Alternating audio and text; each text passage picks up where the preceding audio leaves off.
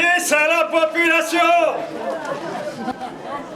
Aujourd'hui, 11 novembre 1933, Monsieur Noll, maire de Lucardivois, informe les habitants et visiteurs que ce jour, vers 17h52, aura lieu, place de la Fontaine, l'inauguration de la salle d'éducation populaire. Cette inauguration se fera en présence des messieurs Lisbonne, ministre de la Santé publique, Archambault, député de la Drôme, et Chaffal, conseil général du canton.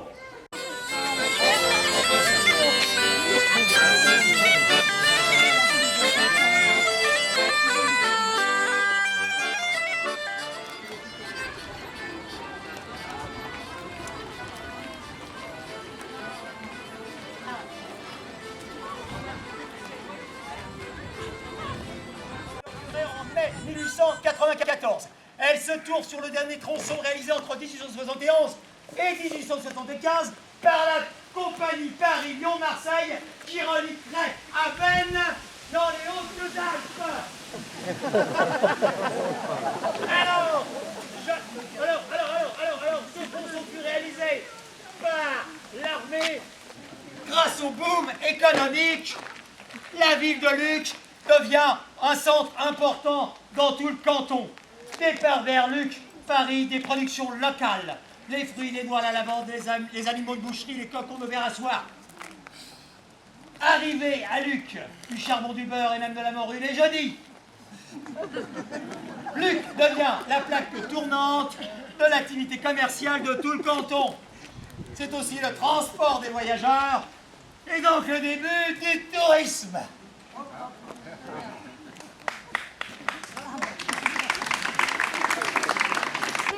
Maté Alteri. Que les Lucois étaient heureux de découvrir, elle était connue, ils étaient connus à l'époque, après il y a eu des inconnus, mais elle était connue, elle est devenue inconnue par la suite à force de chanter, mais les Lucois étaient là friands, ils étaient intelligents, ils avaient des oreilles pour écouter. On se calme Jean-François. On se calme Jean-François.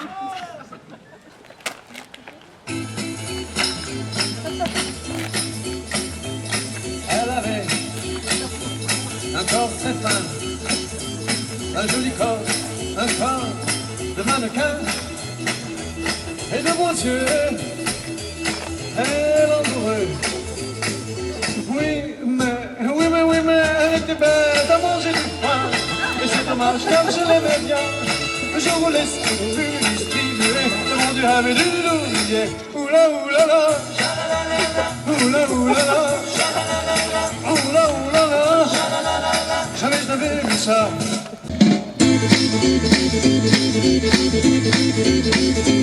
Mesdemoiselles, au nom du ciel, si votre esprit ne fait pas l'étincelle, mesurez vos propos, ne faites pas comme elle, car on dirait de vous, elle était bête à manger du foin, et c'est dommage car je l'aimais bien, le jour où l'esprit fut distribué, le bon Dieu avait dû l'oublier. Oula oula la, oula oula la, oula oula la, jamais je n'avais vu ça, non, non, non, non, oula oula la, oula la, J'aurais pas venu.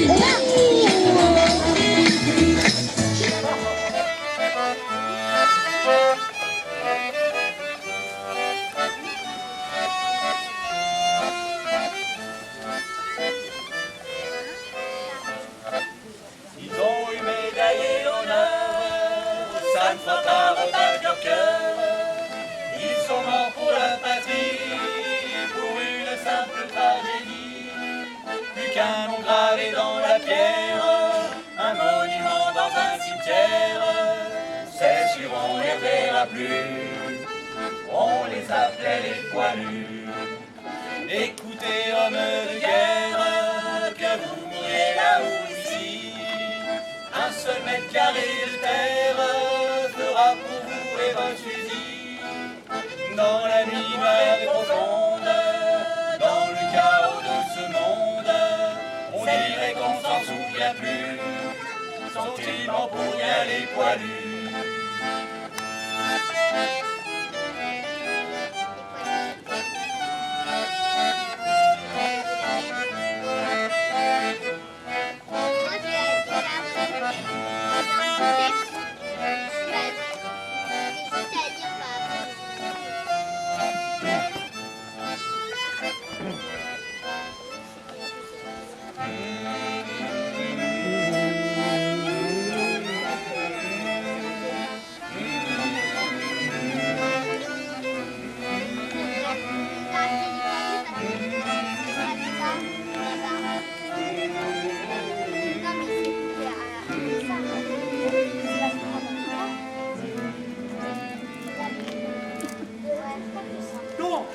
Dans ces années-là, l'école fonctionnait très différemment.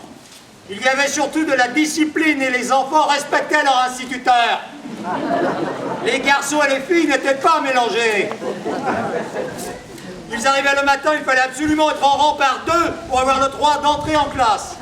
Quand on voit le bordel maintenant, on pouvait dans certaines écoles et à certaines époques chanter la Marseillaise, on va bien vous entendre, et assister à la montée du drapeau. L'instituteur regardait si tous les enfants avaient les mains propres, les oreilles et même les pieds. Après cela, ils restaient debout jusqu'à ce que l'instituteur leur dise de s'asseoir. La journée commençait par une leçon d'instruction civique et de politesse. À aucun moment, il n'avait le droit de parler sans avoir levé le doigt. Les punitions, c'était le coin. Il arrivait d'y rester parfois une demi-heure. L'instituteur tapait sur le bout des doigts avec la règle et pouvait aussi donner des pages entières à réécrire en punition.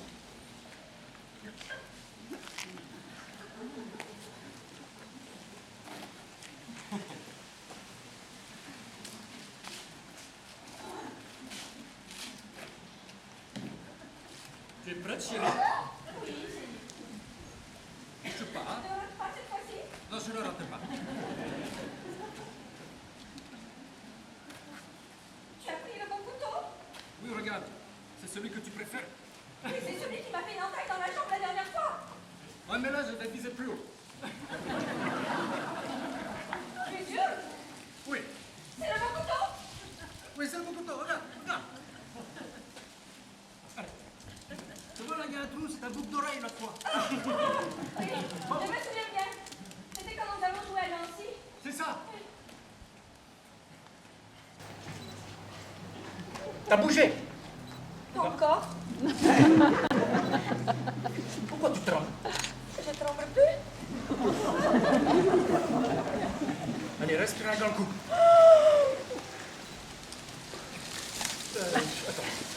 Tes lunettes? Tes lunettes? Ah merde!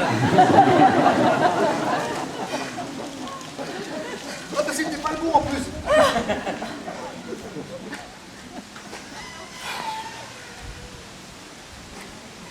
Vas-y, J'ai peur. vas-y, je vais craquer. C'est à cause de toi que j'ai peur comme ça, maintenant. Pourquoi? Arrête pas de bouger.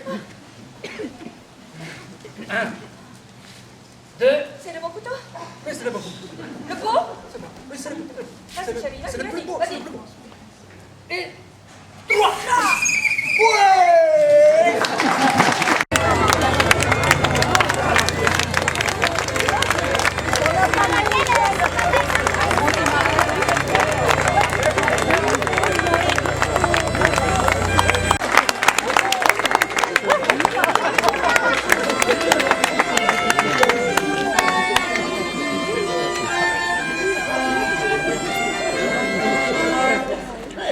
Lisbonne, ministre de la Santé publique.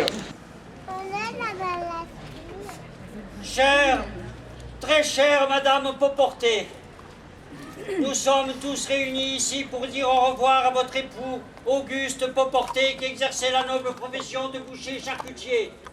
Auguste, c'est sur ton lieu de travail que la mort, cette lâche végétarienne, est venue te chercher alors que tu découpais avec amour tes derniers pieds de porc. Auguste!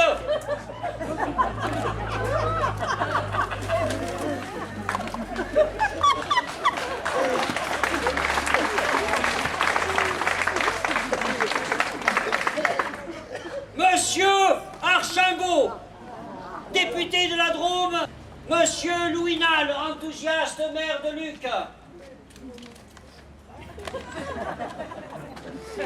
Monsieur Archambault. Monsieur Chaffal, conseiller général du canton, qui n'allait pas tarder à me demander une extension du réseau électrique que je vous accorderai bien volontiers, d'autant que cela ne prêtera pas trop à conséquence, car le gouvernement que je représente, moi, Monsieur Lisbonne, ministre de la Santé publique, va tomber dans moins de 15 jours. Populaire que nous inaugurons aujourd'hui en ce 11 novembre 1933. Cette salle sera mise à la disposition des sociétés, groupements politiques, entrepreneurs de spectacles qui en feront la demande par écrit au maire pour organiser concerts, bals, conférences, etc., etc. Pour nous, il s'est levé ce jour terrible et doux, ce jour qui tant de fois recula devant nous. Au torrent du public, enfin la porte s'ouvre. Et ce moment aussi, le génie à son ouvre. Le parterre, l'empire, est désolé de s'asseoir sous un soleil nouveau qui s'allume le soir. À boire! À boire! Servez-moi à boire et à vous aussi, chers électeurs. Vive la République, vive la France, vive la veuve pas portée, vive Marie-France, et tous à la buvette!